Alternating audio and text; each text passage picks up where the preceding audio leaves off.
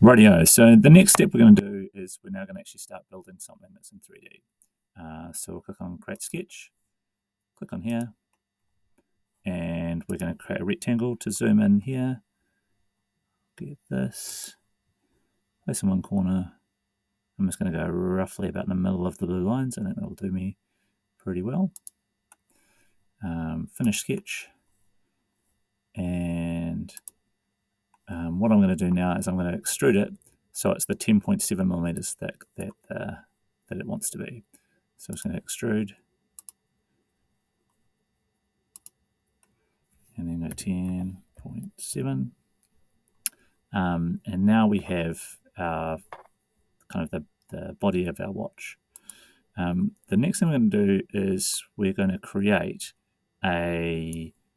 some planes that are going to be helpful for us later on when we want to do some geometry. So you can kind of see how this lines up in this 3D.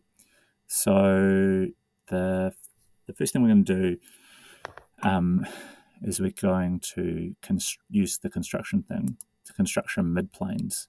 And that's going to be really useful later on because it means we can do less work because we can use mirrors and reflections to make sure our work is, basically we can do double the work in half the time.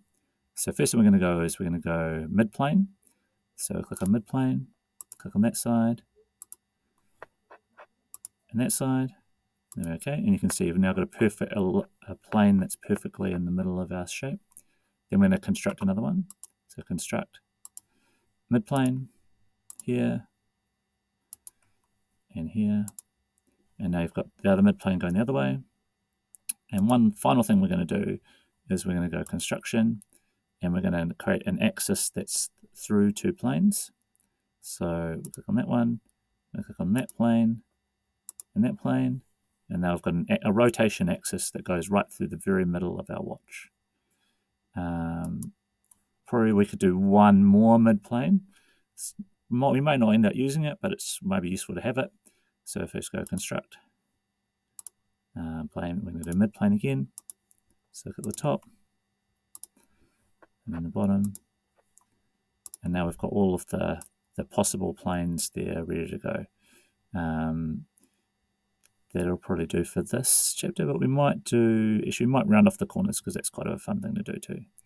So the next step, if we go back to top, is we will round off those corners. So to do that, we'll use the fillet tool.